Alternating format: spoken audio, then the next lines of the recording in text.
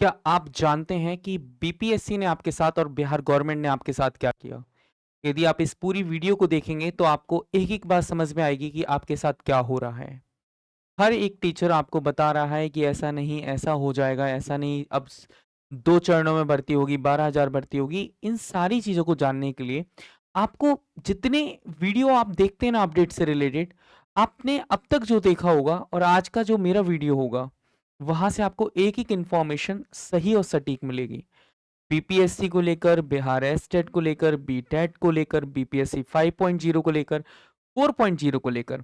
चुनाव क्या है? मतलब डायरेक्टली इस वैकेंसी का जो असर है वो चुनाव पर कैसे पड़ रहा है? या हम कह सकते हैं कि चुनाव का असर इस वैकेंसी पे कैसे पड़ रहा है? और दोनों ही बातें हमें समझनी है।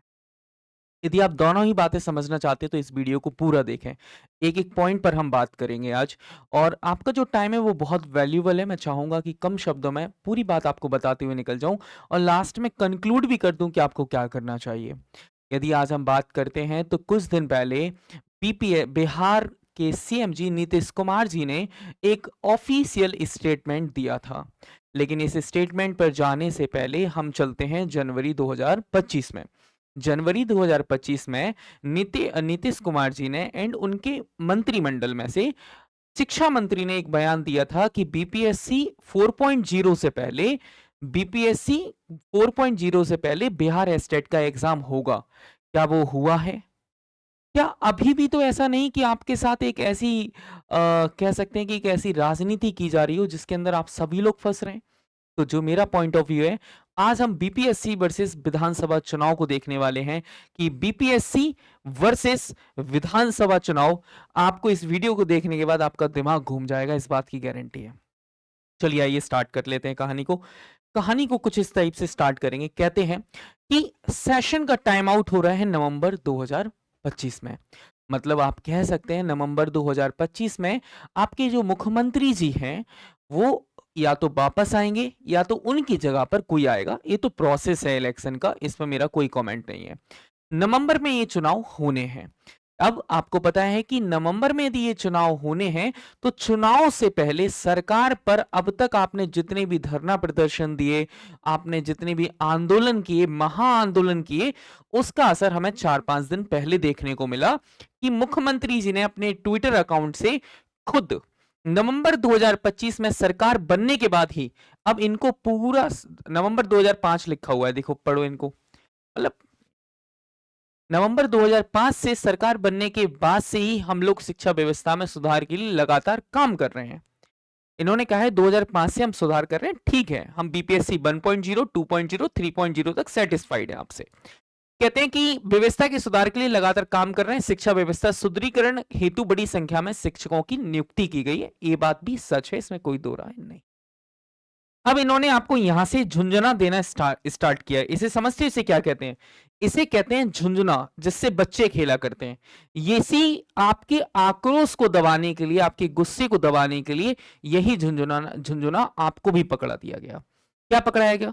पहले देखिएगा, इन्होंने कहा कि बिहार एस्टेट जो होने वाला है वर्ष 2025 में टीआरई 4 पॉइंट एवं वर्ष 2026 में टीआरई 5 पॉइंट। तो पहली बात इन्होंने ये कह दिया कि 2025 में 2000 जो 25 है उसमें एक्चुअल में क्या लेने वाले हैं, 4.0 लेने वाले हैं और 2026 में इन्होंने क्या कह दिया, ये 5.0 लेने वाले हैं। अब आपको यहां से पता होगा, ये है मंत्री साहब, ये पॉलिटिक्स में राजनीति में है। अब राजनीति में जब एक्चुअल में आपको पता होना चाहिए कि जब ये आप एक कितने वादे करते हैं और उनमें से कितने वादे पूरे किए जाते हैं, हम खुद नहीं जानते। टीआरई 5.0 होगा या नहीं होगा हमें नहीं पता। We are not sure, maybe or not maybe, maybe or not maybe, not maybe, या तो हो सकता है या तो नहीं हो सकता है, क्योंकि ये बीपीएससी ने ऐसा अब तक कोई भी ऑफिशियल नोटिफिकेशन नहीं दिया कि हम बीपीएससी 5.0 का भी एग्जाम लेंगे। तो हम इनकी बातों पर, राजनीति में, भारत में राजनीति की बातों पर भरोसा नहीं करना चाहिए। आधी बातें हवा में होती हैं और आधी बातें धरती पर होती हैं। ये बात सब लोग, आप लोग जानते हैं, इसमें कोई दो राय नहीं है। इसके बाद कहते हैं टीआरई 5 पॉइंट के आयोजन के पूर्व एस्टेट लिया जाएगा। मुद्दा है क्वेश्चन मार्क ए। मतलब आपने क्या किया, आपने कह दिया जो बिहार एस्टेट है, बिहार एस्टेट है, ये टीआरई 5.0 के पहले लिया जाएगा। ओके, इसका मतलब ये एग्जाम होना था 4.0 के पहले, अब इन्होंने कह दिया होगा 5.0 के पहले। अब इन्होंने क्या झुंझुना दूसरा पकड़ा है आपको। इसका मतलब आपके साथ एक गेम खेला जा रहा था। यदि एस्टेट ऐसा कह दिया गया कि एस्टेट नहीं कराया जाएगा तो आप लोग भड़क जाते और सरकार पर, गवर्नमेंट पर डायरेक्टली इस बात का इफेक्ट पड़ता ही पड़ता। लेकिन इन्होंने दूसरा झुंझुना क्या पकड़ाया, जहां से बिहार के जो युवा थे उनके अंदर एक डिमांड थी कि डोमिसाइल नीति को लागू किया जाए, तो इन्होंने लाकर बिहार में डोमिसाइल नीति को लागू कर दिया गया। और हम इस बात के पक्ष में हैं कि सबसे पहले मेरे घर का भला होगा तभी तो मैं दूसरों के घर का भला कर पाऊंगा।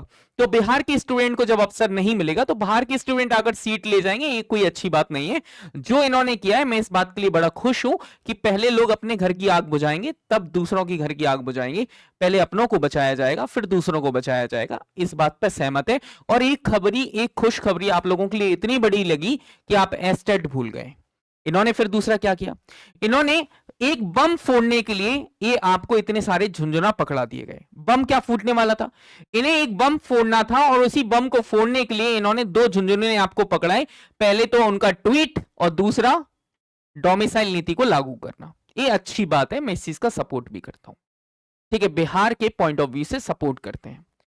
लेकिन कल परसों की डेट में इन्होंने एक बम फोड़ा जो कि सबसे बड़ा बम है, क्योंकि इसी बात को लेकर हम 2 साल से इंतजार कर रहे थे और फिर हमारी उम्मीदों पर पानी फेर दिया गया। इन्होंने क्या कह दिया, जो बिहार के शिक्षा मंत्री हैं, टीआरई 4 पॉइंट के बाद कराया जाएगा एस्टेट, और इन्होंने कह दिया कि बिहार के टीआरई 4 पॉइंट के बाद कराया जाएगा एस्टेट, मतलब एस्टेट अभी नहीं कराना। ये था बॉम्ब। और बॉम्ब से पहले क्या की जाती है, प्लानिंग की जाती है। इन्होंने 2 ऐसे झुंझुनूने आपको पकड़ा दिए कि जिसमें आप खुश हो जाओ और बिहार एस्टेट के गम को भूल जाओ। लेकिन हम इस गम को भूलने नहीं देंगे, क्योंकि इस बात के लिए इंतजार तो हम भी 2 साल से कर रहे थे। हमें पता था, बच्चे मेहनत कर रहे थे, बच्चे जंग लड़ रहे थे, अकेले में लाइब्रेरी में बैठ के घंटों अपना टाइम इन्वेस्ट कर रहे थे। इन्होंने ये पूरी बात बता दी है। दूसरा, बीपीएससी 4.0 एंड बीपीएससी 5.0 के बीच में होगा बिहार एस्टेट 2025, लेकिन 5.0 होगा ये हमने कभी नहीं देखा। इस बात को लेकर तो बीपीएससी ने खुद कह रखा है, इस बात को लेकर तो बीपीएससी ने खुद कह रखा है। ओके, ये बात तो ऑफिशियल हो गई। लेकिन इसको लेकर तो हाई कोर्ट ने भी कह दिया, इस बात को तो लेकर कोर्ट ने भी कह दिया कि वैकेंसी आनी, एस्टेट का एग्जाम लेना चाहिए। तो कोर्ट की बात का भी आपने क्या कर दिया, कोर्ट की बात मानने को भी आप तैयार नहीं है। आपने कह दिया हम बीपीएससी 5.0 से पहले लेंगे। लेकिन आपने साफ झूठ बोला। कैसे झूठ बोला, क्योंकि आपने आज से 2 साल पहले जब बिहार एस्टेट 2023 में लिया गया था, फिर वो जाके एग्जाम 2024 में हुआ था, आपने तब ये वाली बात कही थी कि जो एग्जाम है, जो एस्टेट का एग्जाम है, वो साल में 2 बार होगा। यदि वो एग्जाम साल में 2 बार होना था तो अब तक क्यों नहीं हुआ, ये बहुत बड़ा क्वेश्चन मार्क है। तो अवेयर हो जाइए कि सारे के सारे आपके साथ गेम खेला जा रहा है। क्योंकि यदि आप सच में यदि चाहते हैं कि एस्टेट हो, तो इस सरकार को आपको बताना पड़ेगा पावर ऑफ स्टूडेंट, कि कितनी शक्ति होती है स्टूडेंट्स में। विद्यार्थियों को मत भड़काने की कोशिश करो, मत उनकी परीक्षा लो, ना उनके इत्मीनान को देखो कि वो कितने पेशेंस है उनके पास। यदि आप ये देखने की कोशिश करोगे तो मैं कहता हूं गवर्नमेंट से कि आप घाटे में चले जाओगे। आते हैं बात पर आचार संहिता 2025। इलेक्शन होने हैं नवंबर 2025 में, मतलब आज तारीख हो गई है 10 अगस्त 2025, 3 महीने रिमेनिंग है। और 3 महीने यदि रिमेनिंग है, हम ये मान लेते हैं कि एटलीस्ट 2 से 3 महीने का टाइम मिलता है आचार संहिता में, तो मतलब आचार संहिता सितंबर तक आचार संहिता लग ही जाएगी। यदि अगस्त में आपका नोटिफिकेशन देखने को नहीं मिलता, यदि हम एग्जाम प्रोसीजर की बात करें तो किसी को भी एग्जाम को कंडक्ट कराने में 45 डेज लगते हैं, फॉर्म फिलिंग से लेके एग्जाम तक। यदि हम बात मान लें 45 डेज की यदि हम बात कर रहे हैं, तो इतने में तो आपकी आचार संहिता लग जाएगी। इतने में तो आपकी क्या लग जाएगी, आचार संहिता लग जाएगी। मतलब 45 डेज यदि हम मान लें तो अक्टूबर में जाकर 40, यदि आपका अगस्त में यदि नोटिफिकेशन नहीं आया तो एग्जाम की कोई उम्मीद नहीं है।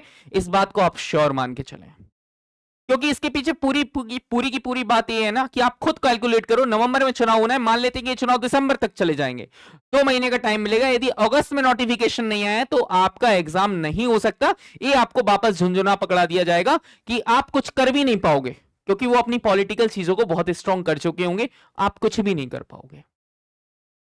यदि आप कर सकते हैं तो आपका कंक्लूजन है डू हार्ड वर्क। पहली बात है कि आप मेहनत करें, प्रैक्टिस करें, वेट फॉर ऑफिशियल अपडेट, कोई ऑफिशियल अपडेट के लिए वेट करें। Not focus on fake news, जो फेक न्यूज चल रही है डेली न्यूज़पेपर में आ रही है। आप 1,500 रुपए देकर आप भी अपनी खबर छपवा सकते हो, कोई बड़ी बात नहीं, ठीक है। यदि इसके बारे में बात करें, यूज योर ब्रेन, आपके पास दिमाग है, आप अपने दिमाग का उपयोग करें। आप मूर्ख नहीं है। आप टीआरई 4.0 की तैयारी करने वाले अभ्यर्थी हैं, आप बिहार एस्टेट की तैयारी करने वाले अभ्यर्थी हैं, तो आपको समझना होगा, आपको जानना होगा और आपको पहचानना भी होगा कि क्या सच है और क्या झूठ है। यदि आप इस बात से सपोर्ट करते हैं तो हम चाहते हैं कि एक बार ट्विटर कैंपेन वापस होना चाहिए बिहार एस्टेट को लेकर। सारे टीचर्स को एक साथ आना चाहिए, चाहे वो दुनिया चाहे ऑफलाइन है ऑनलाइन है, ठीक है। मैं खान सर से भी इस चीज की गुजारिश करता हूं कि खान सर इस मुद्दे को थोड़ा सा उठाएं, और आपकी बात सुनी जाती है, बिहार गवर्नमेंट आपकी बात सुनती है। तो मैं खान सर से बिल्कुल तहे दिल से निवेदन करना चाहता हूं कि एक बार आप जरूर इस मुद्दे को उठाएं। यदि आपने बिहार एस्टेट की डिमांड कर ली तो कई बच्चों का भविष्य बच जाएगा, क्योंकि कई की उम्र गुजर रही है, उम्र आउट ऑफ एज निकल जाएगी, ठीक है। बहुत सारे लोग हैं जो डिप्रेशन में हैं। आज इस समय बिहार के बहुत बड़े टीचर, नामी जामी टीचर, खान सर और खान सर के अलावा जिन टीचर्स जो बहुत बड़े नाम है, जिन तक मैं नहीं पहुंच सकता, ना मैं सर तक पहुंच सकता, मैं बस अपनी बात को पहुंचा सकता हूं। आपको एक बार इस मुद्दे को देखना चाहिए और आवाज उठानी चाहिए बच्चों के साथ। तो बस, यदि आप मेरे साथ जुड़े रहना चाहते हैं तो आप मेरे Telegram channel English with Kartik sir को आप ज्वाइन कर लीजिएगा। यहाँ पर आपको कंटेंट, जो भी आपको फ्री कंटेंट मिलता है वो आपको मिलता रहेगा। And thank you so much. जाते जाते बस इतनी ही बात कहूंगा आपसे, यदि ये सारी बातें से आप सहमत हैं तो आप कमेंट बॉक्स में कमेंट जरूर करें, और इस वीडियो को खान सर तक पहुंचाने की जरूर कोशिश करें कि वीडियो खान सर तक जरूर पहुंचे। क्योंकि खान सर बच्चों के हित में हमेशा से ही काम करते हुए आए हैं। मैं भी उसी रास्ते पे चला हूं, मैं भी उसी कंपनी का पार्ट था। अब ठीक है, अपना है वो एक अलग बात है, लेकिन हाँ, खान सर हमेशा बच्चों के लिए काम करते हैं। तो मैं चाहता हूं कि खान सर से मेरी ये गुजारिश है कि वो आज इस समय बच्चों का सपोर्ट जरूर करें और बिहार एस्टेट को बिहार बीपीएससी 4.0 से पहले कराने की मांग करें। Thank you so much. बाकी मिलते हैं नेक्स्ट सेशन में। जय हिंद, जय भारत, जय बिहार।